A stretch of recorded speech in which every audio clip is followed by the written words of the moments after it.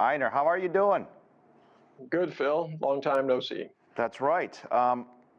What were your thoughts on this trip? Because I think there was some perhaps more optimistic expectations from the White House. And I'm curious, from your perspective, would you view this as a success, at least, I guess, for the president? Not really. I mean, he was hoping that this would take some heat off domestically, where his polls are really dragging. I mean, the lowest of any president at this stage in their presidency. He's looking, at some midterms that seem to be going to deliver some very harsh news. I mean, if the Republicans take control of the lower house in particular, there's 70% believe that he should be impeached, and it'll turn into a real political circus. Against this kind of background, his hands are kind of tied. He's not able to set out a strategy that seems to make any sense. This seemed more like a talk shop, or most optimistically, the beginning of something that was yet undefined. This new economic, treaty or economic plan for the region that he has brought up. I feel like every administration has their own plan, and this was his plan. How was? Tell me a little bit about it, and how was it received? Well, it's $50 billion, that they say they're going to raise. It's not clear what the details are, obviously, how that money is going to be spent, what portion for infrastructure, what portion is for green, what portion goes to which country. They've talked about infrastructure. They say all the right words. The question is, how are you going to get this done? I mean, it harkens back to what happened with ASEAN. He invited all the leaders to Washington. They came.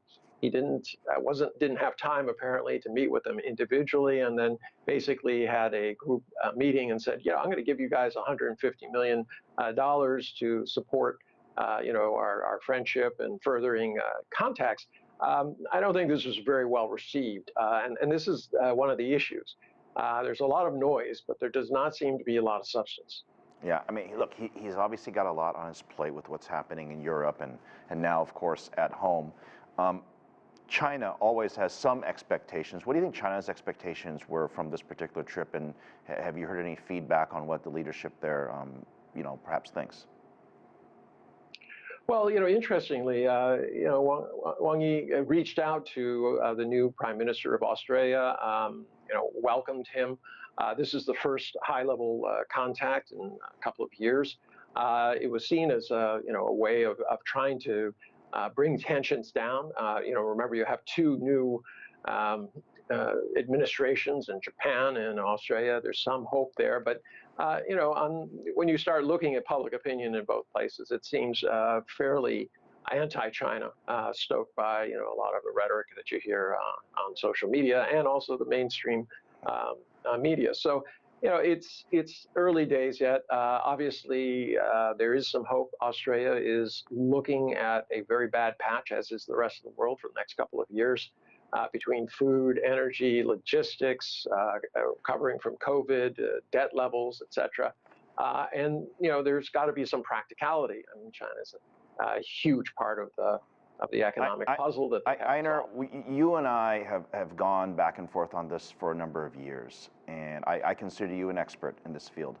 And I wonder, what does the U.S. and China leadership need to do together? Now, I know they're meeting later on. They've got to find a way to work together on this. I mean, what could they set the agenda to be that would have something positive come out of it, rather than he said, she said? Well, I mean, there's an underlying condition, and that is that the U.S. has to accept that other nations are sovereign and that they are going to pursue their own path to prosperity. Without that, with casting this as kind of, either black or white, it's very difficult to have a constructive conversation. But there is always hope. And right now, with the kind of global situation we're facing, as I said, with the food shortages, energy shortages, coming out of this pandemic, the debt levels, the crushing situation for these developing nations. This is where both and all responsible countries need to come together and say, look, this is what we're going to do. We're going to, collectively, we're going to put off some of these debt payments. We're going to invest in making sure that there's enough food next year. rather than waiting, quote, for the market to respond. This is not going to stop. People don't realize that, there's a shortage because Ukraine is not producing what it produced. So that has to be distributed. And as a result, the people at the bottom are going to pay the most. But on top of that, fertilizer, a lot of that was coming from Ukraine and Russia.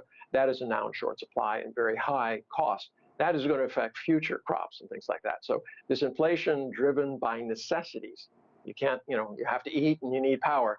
This is not going away. And this is the time when, the United Nations, all countries have to come together. We have an economic framework globally. We have to protect that and nourish it so that we can survive.